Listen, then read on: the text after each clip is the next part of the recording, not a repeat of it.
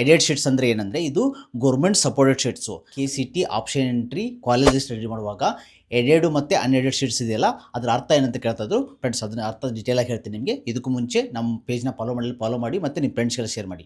Aided sheets ಅಂದರೆ ಏನಂದರೆ ಇದು ಗೌರ್ಮೆಂಟ್ ಸಪೋರ್ಟೆಡ್ ಶೀಟ್ಸು. ಅಂದರೆ ಗೌರ್ಮೆಂಟ್ ಸಪೋರ್ಟೆಡ್ ಅಂದರೆ ನಿಮಗೆ ಫೀಸ್ ಲೆಸ್ ಇರುತ್ತೆ. ಎಷ್ಟಿರುತ್ತೆ ಅಂದರೆ 50,000 ಇರುತ್ತೆ ನೀವು ಸೀಟ್ಸು. ಆದರೆ ಇಲ್ಲಿ ಸೀಟ್ಸು ಲೆಸ್ ಇರುತ್ತೆ, ಎಲ್ಲ ಕಾಲೇಜಲ್ಲಿ ಸೀಟ್ಸು ಲೆಸ್ ಇರುತ್ತೆ. ಮತ್ತು ಇನ್ನೊಂದು ಏನಂದರೆ ಓಲ್ಡ್ ಬ್ರಾಂಚಸ್ಗೆ ಸೀಟ್ಸ್ ಇರ್ತವೆ. ಸೊ ಲೆಸ್ ಫೀಸು, ಸೇಮ್ ಕಾಲೇಜೇ ಎಲ್ಲ ಸೇಮು, ಆದರೆ ಕೆಲವೊಂದು ಸೀಟ್ಸು ಇರ್ತವೆ.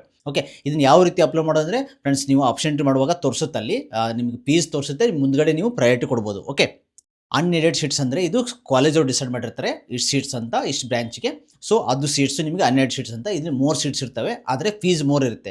ಎಷ್ಟಿರುತ್ತೆ ಅಂದರೆ ಈ ವರ್ಷ 7.5% ಇನ್ಕ್ರೀಸ್ ಇದೆಯಲ್ಲ, ನಿಮಗೆ 1,20,000 ಒಂದಿರುತ್ತೆ, ಇನ್ನೊಂದು 1,30,000. ಇದು ಬೇಸ್ಡ್ ಆನ್ ದಿ ಕಾಲೇಜಸ್ಸು.